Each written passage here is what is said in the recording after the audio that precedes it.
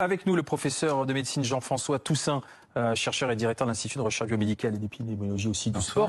Je voudrais comprendre, là vous avez entendu, vous étiez avec moi là, en plateau, et vous avez entendu le directeur adjoint de l'Agence régionale de santé, Île-de-France, les indicateurs se dégradent, dit-il. Et donc comme on a des indicateurs qui se dégradent, on est obligé de passer à la phase supérieure, c'est-à-dire le port du masque obligatoire. Pas partout, mais dans le plus grand nombre d'endroits possibles. D'accord avec cette stratégie ? Les indicateurs ont beaucoup changé.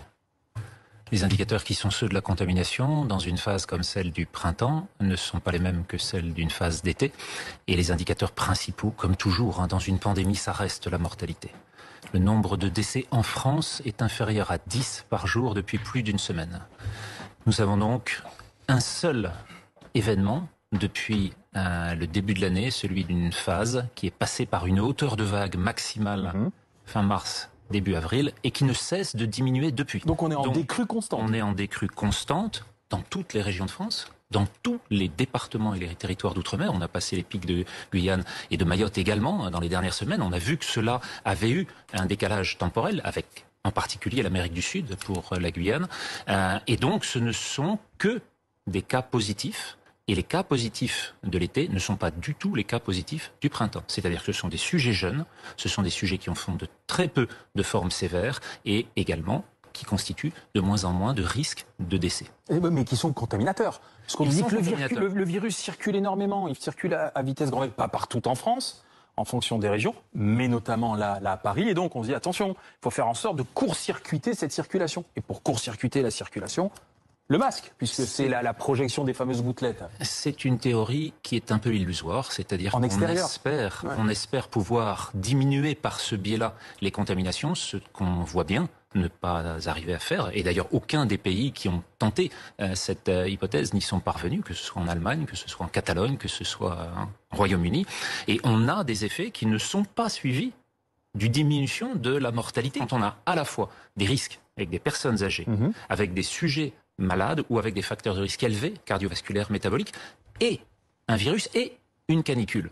Eh bien, on se retrouve dans un cocktail dans lequel on voit augmenter des risques, diminuer d'autres, et il faut pouvoir s'adapter à cela.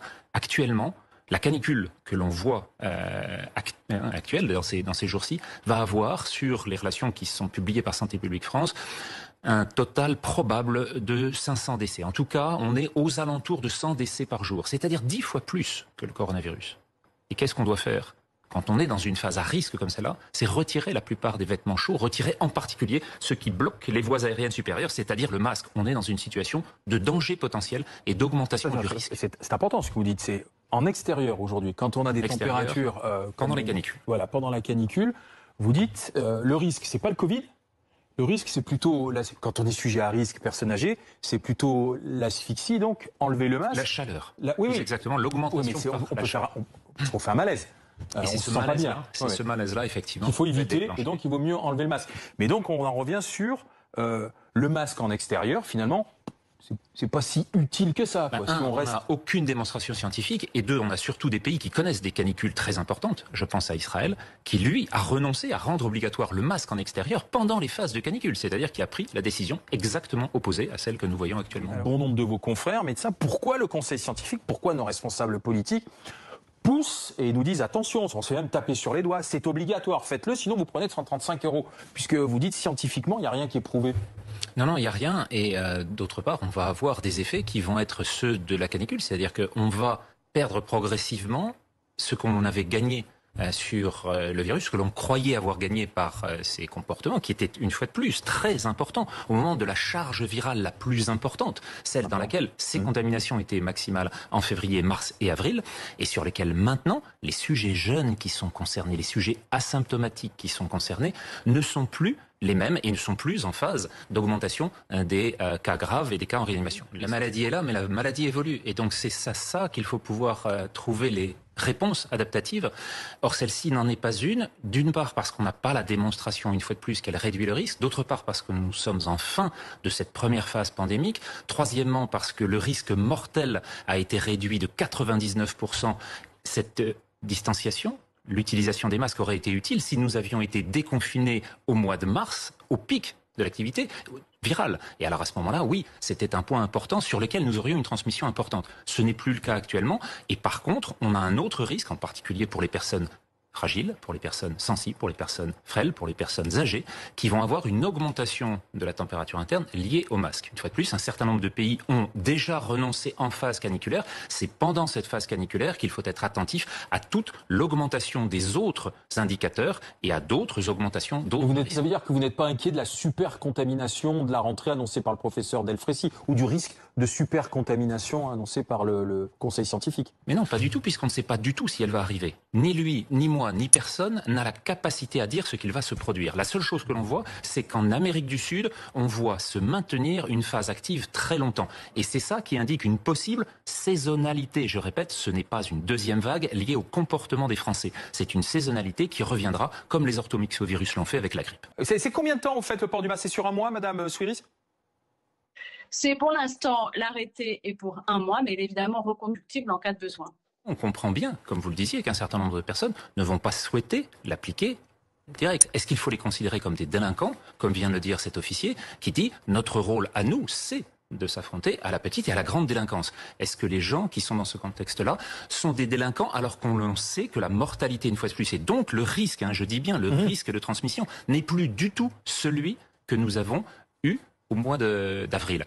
Si le risque de mortalité a chuté de 99%, ça veut dire qu'il faut avoir des gestes barrières, il faut s'y entraîner, mais il ne faut pas considérer cela comme de la délinquance si on ne suit pas. Ce qui va être important, c'est si le virus revient avec sa forme mortelle à l'automne ou à l'hiver, à ce moment-là de reprendre l'ensemble. Mais on ne peut pas jouer 2 mi-temps consécutifs d'une finale olympique, voire 2 finales olympiques de suite.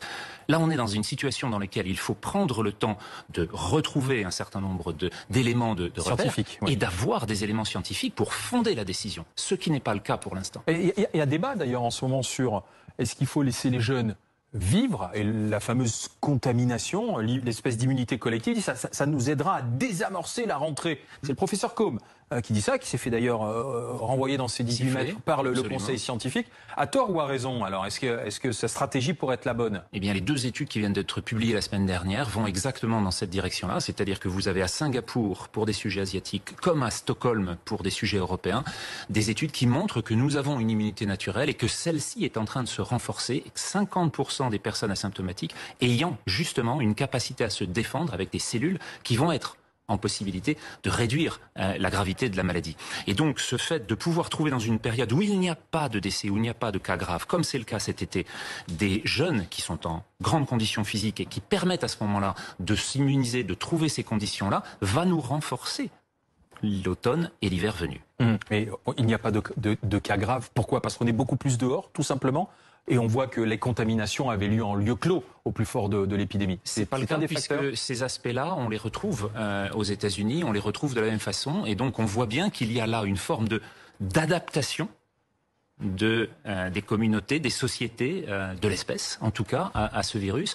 Et même si on en voit des réélévations dans certaines régions, elles ne se traduisent pas en Europe, en tout cas, elles ne se traduisent pas en Europe par une réaugmentation de la mortalité nulle part. Mais ça veut dire quoi? Que là, on est en train de jouer avec les peurs de manière peu rationnelle et peu sscientifique? Ce côté-là est en tout cas un point très important dans le débat actuel. Merci professeur Toussaint, merci d'être venu sur le plateau, débattre, discuter le plateau.